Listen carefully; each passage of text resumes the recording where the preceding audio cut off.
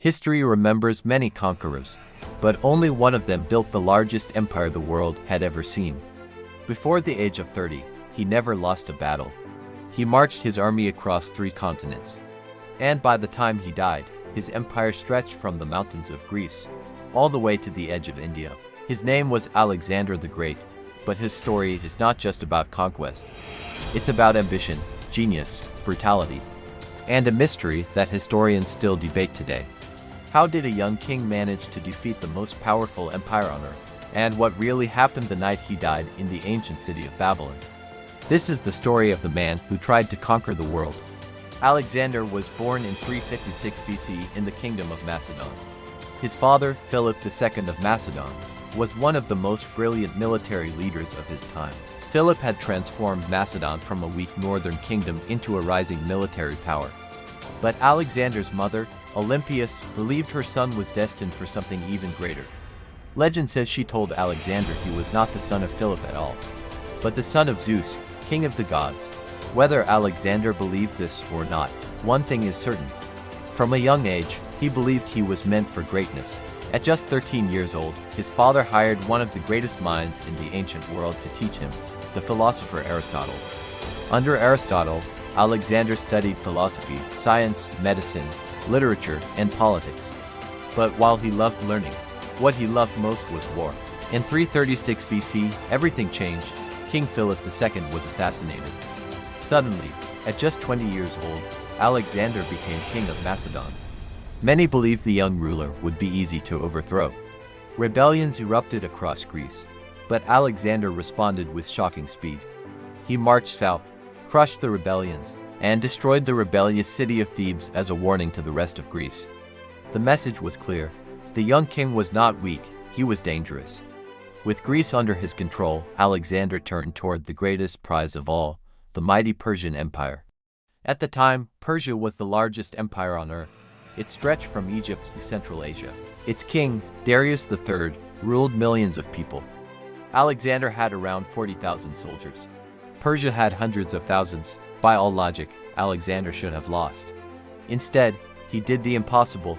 In 334 BC, Alexander crossed into Asia and won his first major victory at the Battle of the Granicus River. Then came the legendary Battle of Issus. Here, Alexander faced Darius III himself. Despite being heavily outnumbered, Alexander led a direct cavalry charge toward the Persian king. Darius panicked and fled the battlefield. The Persian army collapsed. It was one of the most shocking military victories in history. But Alexander wasn't finished, not even close. Over the next several years, Alexander marched across the Persian world. He captured the wealthy cities of Tyre and Gaza after brutal sieges. He was welcomed as a liberator in Egypt. There, he founded one of the most famous cities in history, Alexandria. Then came the decisive battle. In 331 BC, Alexander faced Darius III again at the Battle of Gaugamela. The Persian army was massive. War elephants, chariots, and thousands of soldiers filled the battlefield. But Alexander's tactics were brilliant. He created a gap in the Persian lines, then charged straight for Darius. Once again, the Persian king fled. And with that single battle, the Persian Empire collapsed. Alexander was now the ruler of the largest empire the world had ever seen. But he wasn't satisfied. He wanted more. Alexander pushed his army even farther east, through deserts, across mountains, into lands few Greeks had ever seen. Eventually, he reached the frontier of India. There, in 326 BC, he fought one of his toughest battles against King Paris at the Hydaspes River.